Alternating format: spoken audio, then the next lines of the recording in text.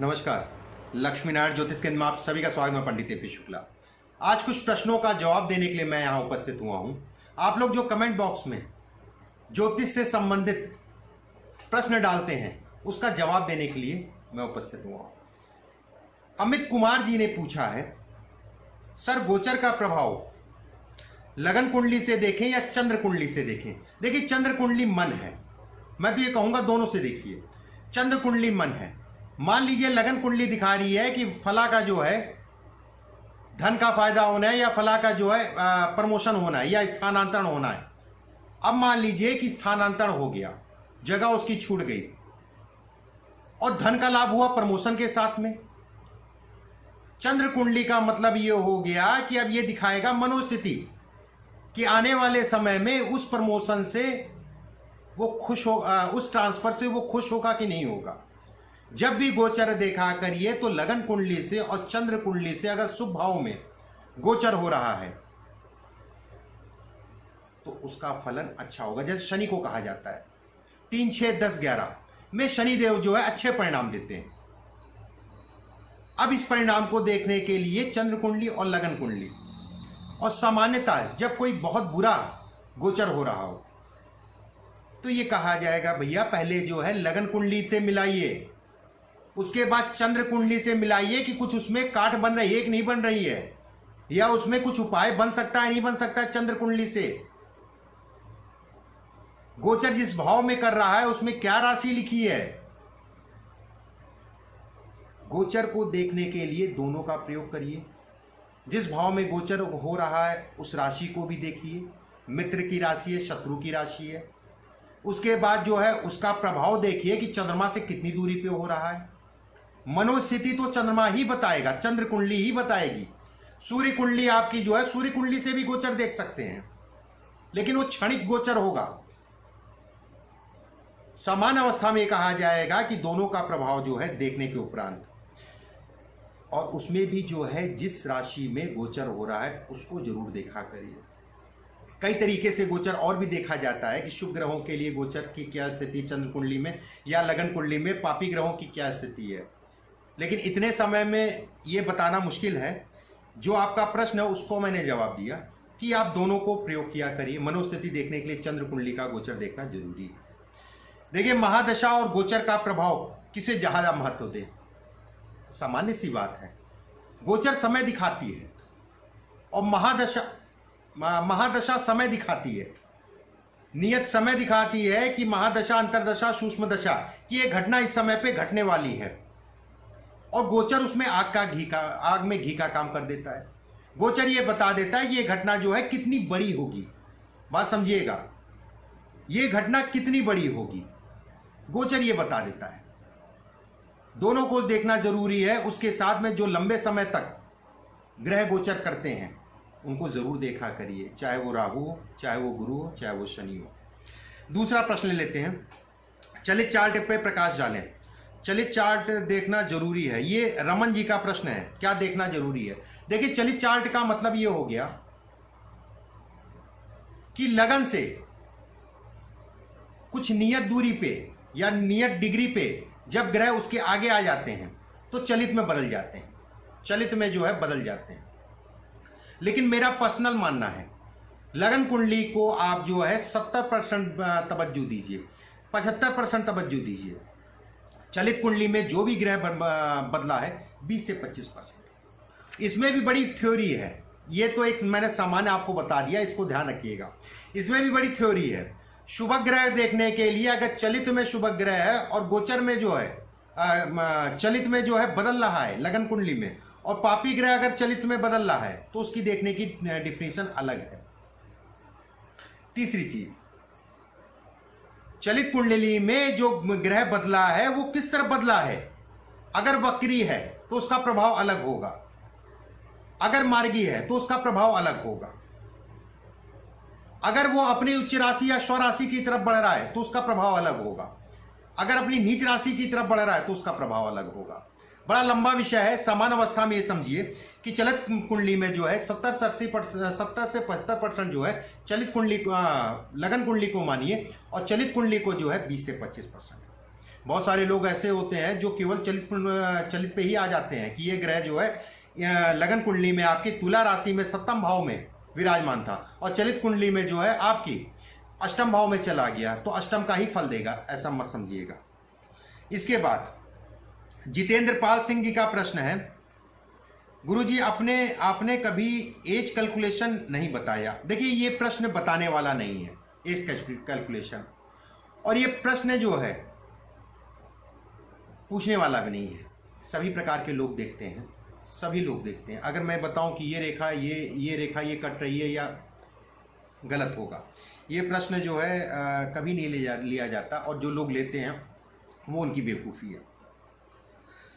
गर्ग आदि उन्होंने पूछा है, बुद्ध के पर्वत पे एक काला तिल है और नीचे हरा तिल है। बुद्ध के पर्वत पे एक काला तिल है और उसके नीचे एक हरा तिल है। हरा तिल है, चोट तो नहीं लगी महाशय? क्योंकि हरा तिल तो बहुत कम ही दिखाई देता है, और हरा तिल दिखता है तो बहुत खराब निशानी है। देखिए बुद्ध का पर्वत ये हिस्सा है, छोटी वाली उंगली हम लोग बुद्ध के कहते हैं। अगर आपका प्रश्न ये है कि बुद्ध के नीचे एक लाल तिल है उंगली के नीचे और उसके नीचे एक हरा तिल है, ऐसे में कहा जाएगा, अपनी आयु देख लीजिएगा। 2-4 लक्षण मैं बता देता हूँ। सबसे बड़ी चीज़ बिजनेस में नुकसान, और नुकसान नहीं धोखा जिसे कहते हैं, और एक बड़ा धोखा। दूसरा, अगर आप जो है उस उम्र में हैं कि बच्चे बड़े हो गए हैं, तो बच्चों की शादी बड़ी सोच समझ के करिएगा, बड़ी देख दाख के करिएगा। ऐसे लोग बच्चों की शादी में धोखा खा जाते हैं, बच्चों की शादी के कारण कर्ज लेते हैं, उन कर्जों में दब जाते हैं। तीसरी चीज, व्यवसाय हरदम अकेले करिएगा, पार्टनरशिप में व्यवसाय कभी मत करिएगा, और पत्नी के स्वास्थ्य का ध्यान रखिएगा। इसके बाद एक प्रश्न और ले लेते हैं। विवेक सिंह जी ने पूछा है, जीवन रेखा पे तिल, मंगल से कुछ रेखा काटें। जीवन रेखा पे तिल है, उसको मंगल से कुछ रेखाएं काट रही हैं। देखिए प्रश्न है, बताना मेरा काम। ये जीवन रेखा है, इस पे कोई तिल है, मान लीजिए। तिल का भी आकलन किया जाता है कितनी दूरी पे है, किस अवस्था में, किस एज में है। लेकिन एक चीज का ध्यान रखिएगा, मान लीजिए ये आपका जो है जीवन रेखा है, मान लीजिए आप जो है 23-24 साल के हैं, इस अवस्था में, इस जगह पे हैं आप, तो सामान्य अवस्था में देखा जाएगा तो ये कहा जाएगा ये समय तो निकल चुका है। अब इसमें जो है चीजें कहां से निकल के आती हैं। अगर जीवन रेखा पे तिल है, बचपने से तिल है, तो बीमारियां घेरेंगी। बीमारियों से थोड़ा सा 2-4 होना पड़ेगा जीवन में, समय समय पे जो है बीमारियां आपको पकड़ेंगी। तिल जो है 2-4 साल से बन रहा है, तो गाड़ी आराम से चलाइएगा। गाड़ी में एक्सीडेंट, किसी प्रकार का जो है चोट चपेट का योग होता है। और तिल जब जीवन रेखा पे आता है तो माता के स्वास्थ्य में दिक्कत देता है, और बचपने से अगर तिल है तो माता के स्वास्थ्य में दिक्कत होगी ही होगी। उसके बाद आपका प्रश्न है कि मंगल क्षेत्र से रेखाएं जो है आपके तिल को काट रही हैं, ये एक अच्छा संकेत नहीं है, बड़ा देख दाख के चलिएगा। और दूसरा भी एक चीज़ और मैं बताऊंगा, इस तिल का जो है शारीरिक नुकसान तो है ही है, इसके साथ में सरकारी तंत्र से भी किसी प्रकार का कोई ऐसा कार्य मत करिएगा जिससे सरकारी तंत्र का नुकसान हो। इसके बाद तिल है। अच्छा, इसके बाद एक और प्रश्न इसी में आपने जोड़ रखा है, जीवन रेखा आधी हो, इसका क्या मतलब है? देखिए जीवन रेखा आधी है, इसका मतलब यह है कि जीवन खत्म नहीं होगा, इस चीज के लिए निश्चिंत रहिए। एक भ्रम फैला है लोगों में कि जीवन रेखा टूट गई तो जो है व्यक्ति नहीं जिएगा या व्यक्ति की आयु कम है। बिल्कुल ऐसा मत समझिएगा कि ये मरण देखने के लिए बहुत सारी चीज देखनी पड़ती हैं। दूसरी चीज, वैवाहिक जीवन में थोड़ा सा देख के चलिएगा, वैवाहिक सुखों में ये कमी को दिखाता है। ऐसे लोगों को कर्ज बड़ा सोच समझ के लेना चाहिए। कर्ज के चक्कर में जो है काफ़ी चीज़ें नुकसान कर बैठते हैं, अपनी ज़मीन का, अपने धन का, अपने घर का। कर्ज बड़ा सोच समझ के ऐसे लोगों को लेना चाहिए, नहीं तो एक बड़ा मानसिक पीड़ा से गुजरते हैं कर्ज के कारण। इसके बाद दारा सिंह जी ने पूछा है, सूर्य की उंगली और शनि की उंगली, सूर्य की उंगली मतलब तर्जनी, शनि की उंगली मतलब मध्यमा के बीच में रेखा हो, उसका क्या मतलब है? आपका प्रश्न जो है सूर्य और शनि के बीच में, मैंने पीछे भी आपको बताया, नशा मत करिएगा, ये चीजें जो है नशे को दिखाती हैं, नशा मत करिएगा। और खासकर जो है अगर भाग्य रेखा इसमें जाके मिल रही है सूर्य और शनि की उंगली के बीच में आपने पूछा है एक रेखा हो, ये सूर्य की उंगली है, ये शनि की उंगली है, और उसमें अगर भाग्य रेखा भी मिल रही है तो नशा मत करिएगा। नशे के कारण जो है मन, मस्तिष्क, धन तीनों पे असर पड़ेगा। इसके बाद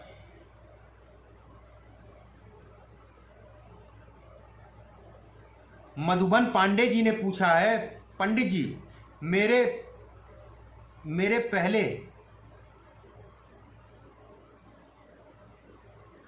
पहले हाथ में तिल नहीं था, 1 साल में तिल उत्पन्न हो गया, इसका क्या मतलब है? देखिए मधुबन पांडे जी, आपको यह भी जरूर डालना चाहिए था कि तिल किस जगह पे उत्पन्न हुआ है। सभी चीजों का अलग अलग महत्व है। कुछ जगहों पे हाथ में तिल धन को दिखाता है कि धन का जो है आने वाला, धन का आगमन जो है होने वाला है। तिल हुआ, दाग हुआ, समानता ये हमारे जीवन को दिखाता है कि आने वाले समय में क्या कष्ट मिलने वाले हैं या क्या सुख मिलने वाले हैं, और वो समय फिक्स कर देता है कि इतने समय में आपके होंगे। एक वो तिल होता है कि जो बचपने में हो, बचपने से हाथ में है, उसको एक अलग बात है। जो 2 साल 3 साल में बन रहा है तिल, तो उसका बड़ा महत्व होता है ज्योतिष शास्त्र में और खासकर पामिस्ट्री में। इसके बाद कर्णेन सिंह जी ने पूछा है, लगन में अगर मंगल और राहु हो तो कर्क लगन में क्या प्रभाव होगा? देखिए कर्क लगन वाले वैसे सौम्य स्वभाव के होते हैं। मंगल उग्र ग्रह है और राहु का बैठना, अगर डिग्री में राहु और मंगल पास में है, सामान्य अवस्था में अगर कहा जाए मंगल और राहु आपके लगन में है, तो ऐसे में कहा जाएगा कर्क लगन की पत्रिका में कि आपके मन में, या फिर कह लीजिए आप उग्र स्वभाव के होंगे। कारण उसका जो है, एक तरफ जो है चंद्रमा का लगन और एक तरफ उग्र ग्रह बैठना उग्र स्वभाव को दिखाता है। ऐसे लोगों को घर परिवार के प्रति जो है थोड़ा सा उनका गुस्सा हरदम बना रहता है। ऐसे लोगों को घर बनाने में बड़ी दिक्कत आती है। जमीन तो ले लेंगे, कहीं ना कहीं वाद विवाद निकल आएगा। मकान बनाने लगे तो कहीं ना कहीं फंस गया मकान। लेकिन भाग्य के बड़े धनी होते हैं। कर्क लगन की कुंडली में मंगल को जो है एक कारक माना गया उस जगह पे। राहु की नवम दृष्टि जो है भाग्य पड़ेगी, जो कि आपको जो है भाग्य को बढ़ाएगी। मेनली अगर देखा जाए तो जमीन से संबंधित चीजों में देख के चलिएगा। घर के सुखों में कमी को दिखाता है। ऐसे लोग घर से जाके दूर बसते हैं, घर से जाके दूर बसते हैं, और ऐसे लोगों की मानसिक स्थिति यही रहती है, कैसे तैसे मैं घर से दूर जाके जो है अपना काम करूं। इसके बाद अनीता सिंह जी ने पूछा है, सर पूजा अच्छा फल देती है, पूजा अच्छा फल देती है या रत्न, किसका प्रभाव सबसे ज़्यादा होता है? पूजा अपने से करें या पंडित जी से करें? देखिए ये प्रश्न बहुत अच्छा आपने पूछा है कि पूजा अच्छा फल देगा या रत्न आपको अच्छा फल देगा। दोनों ही एक अलग अलग चीज़ें हैं। रत्न का चलन जो है पिछले मेरे हिसाब से जो है 22-23 साल से ही चल रहा है। 22-23 साल से रत्न का प्रभाव जो है हमारे जीवन में सबसे ज्यादा दिखाई देने लग गया। हर दुकान पे, हर सोनार की दुकान पे और अलग अलग दुकानें खुल गई हैं रत्न की, क्योंकि उसमें फायदा ज्यादा है। प्रभाव रत्नों का भी पड़ता है और प्रभाव उससे कहीं ज्यादा जो है पूजा पाठ का पड़ता है। अब यहां पर बात आती है कि पंडित जी अपने से पूजा या फिर पंडित जी पूजा कराएं। देखिए किसी प्रकार का कोई बड़ा शारीरिक कष्ट या कोई बड़ा शारीरिक कष्ट आने वाला है और दशाएं ऐसे दिखा रही हैं कि ये कष्ट थोड़ा मोड़ा नहीं होगा, ये अति पीड़ादायी कष्ट होगा। शारीरिक नुकसान जो है ज़्यादा करेगा, या घर परिवार के लिए शारीरिक नुकसान जो है बड़ा होगा, या किसी प्रकार का धन का नुकसान जो है बड़ा होगा, या चल रहा है शारीरिक जो है कष्ट इस समय पे चल रहा है। तो उस समय पे तो अगर योग्य पंडित जी मिले, योग्य पंडित जी का मतलब ये हो गया जिसे ज्ञान हो, जिसे चीजों का ज्ञान हो, पूजा कराने का ढंग हो, तो वो ये समझिए कि आपके लिए इतना लाभप्रद होगा, इतना लाभप्रद होगा जिसका कोई ठिकाना नहीं। अति लाभप्रद होगा उस रत्न से पूजा पाठ अगर पंडित जी ज्ञान से, मन से, और उनको ज्ञान है पूजा कराने का, ढंग है उनको पूजा कराने का, बड़ा लाभ मिलेगा। एक सामान्य अवस्था में दूसरी अवस्था ये होती है कि पंडित जी अपने से पूजा, बिल्कुल अपने से पूजा पाठ करने का विशेष महत्व है, लेकिन विशेष स्थितियों में किसी को बड़ा, जैसे मैंने पीछे बताया, उस समय पे पूजा का विशेष महत्व। और खासकर जो है जब राहु और शनि और केतु के कारण बाधा मिल रही हो, बाधा लग रही हो, सूर्य के कारण बाधा आ रही हो। सूर्य जो है 1 महीने का गोचर में रहता है, मंगल 1.5 महीने का, ये एक क्षणिक समय है। लेकिन जब राहु और शनि या केतु ये लंबे समय तक गोचर में चलने वाले ग्रह हैं और काल पुरुष का दुख माना गया है। अगर पीड़ा ज्यादा हो रही है, धन का नुकसान ज्यादा हो रहा है या शारीरिक पीड़ा हो, कम दिनों में इसका प्रभाव पड़ता है पूजा पाठ का। लेकिन योग्य आदमी से पूजा पाठ या योग जिसको ढंग हो पूजा पाठ कराने का। दूसरी चीज, रत्नों का प्रभाव पड़ता है, उसमें किसी प्रकार का संदेह नहीं है। रत्न हमारे जो है जिसका वैज्ञानिक तर्क है, रत्नों का भी प्रभाव पड़ता है। लेकिन पहले के जमाने में केवल आदमी पूजा पाठ पे ही ज्यादा विश्वास करता था। कुमार स्वामी जी ने पूछा है, बीना तिवारी जी ने पूछा है, अब कुमार स्वामी जी का नाम निकल आ गया। इनका प्रश्न थोड़ा सा अजीब है, फिर भी मैं बता देता हूँ। प्रणाम गुरु जी, ज्योतिषी कौन अच्छा है, कैसे तय करें? हालांकि मैं लेना नहीं चाह रहा था, जिन्होंने बनाया ये पेपर उन्होंने गलत प्रश्न बनाया। देखिए, ये प्रश्न जो है मैं तो नहीं बता सकता इसका उत्तर, ये आपको खुद तय करना पड़ेगा। बस मैं 2 लाइनें बोलूंगा इसमें। जो व्यक्ति जिस ज्योतिषी के पास एक बार व्यक्ति जो है दिखाने के बाद दोबारा जाए, मेरी नज़रों में वो अच्छा व्यक्ति होगा, अच्छा ज्योतिषी होगा। कारण उसका जो है कुछ ना कुछ ऐसा हुआ होगा, कुछ ना कुछ ऐसी बातें उसने कही होंगी जिसके कारण आप जो है दोबारा पलट के गए कि पंडित जी आपने सही कहा। और दूसरा, जिन ज्योतिषियों के घर के आसपास जहाँ रहते हैं वहाँ पर भीड़ रहती है, उनके पास लोग आते हैं, वो भी एक अच्छा ज्योतिषी कहलाता है। यूट्यूब में प्रचार, यूट्यूब में कहना, वो तो किताब से भी बोल के आदमी कर सकता है। और इस समय पे अनेकों किताबें हैं, कोई भी लाइन उठाई और आपने जो है बोल के ख़त्म कर दिया। लेकिन जो पास पड़ोस वाले लोग होते हैं, जो अगल बगल वाले लोग होते हैं, जब ऑफिस में जिसके भीड़ लगती है, 10-12 लोग बैठे रहते हैं, वो योग्य ज्योतिषी है। मैंने सामान्य अवस्था में बताया, मुझे जो लगता है मैंने वो बताया। अगर आप ये भी आपका प्रश्न होगा कि पैसे से तय करना, देखिए पैसे से कोई ज्योतिषी नहीं बनता है, इस चीज़ को मानिए। और आप भी समझदार हैं, आप भी जान रहे हैं। हो सकता है 101 रुपये वाला जो है उस 5000 वाले से जो है कहीं ज़्यादा ज्ञान हो, उसमें कोई दो राय नहीं है। ज्योतिषी वो जिसके लोकल में, जिसके अगल बगल में रहने वाले लोग उससे जो है संपर्क करें और उसके पास भीड़ रहे। झोला टांग के भागने का फिर वो वही है कि आपका प्रश्न जो है कैसे तय करें। बाकी ये प्रश्न जो है आप लोग को खुद तय करना चाहिए। बीना तिवारी जी का प्रश्न है, मेरा 5 साल का बच्चा है, नींद में चौंकता है, सोते समय चौंकता है और चौंक के रोने लगता है। देखिए बीना तिवारी जी, ये एक अच्छा प्रश्न पूछा है और कई लोगों को इससे मदद मिलेगी जो मैं बताने जा रहा हूं। अगर बच्चा चौंक रहा है, बहुत सामान्य सा उपाय मैं बता दे रहा हूं। एक मूंगा ले लीजिए, लाल मूंगा जो होता है, मूंगा ले लीजिए, उसकी तकिया के नीचे सिल दीजिए। मूंगा ले लीजिए, उसकी तकिया के नीचे सिल दीजिए, जिस पे सोता है, नहीं चौंकेगा। अगर मूंगा महंगा पड़ता है तो बेल की जड़ ले लीजिए, उसके गले में पहना दीजिए, वो भी काम करेगी। आप इसको करके देखिए, फल या इसका जो है प्रभाव पड़ेगा।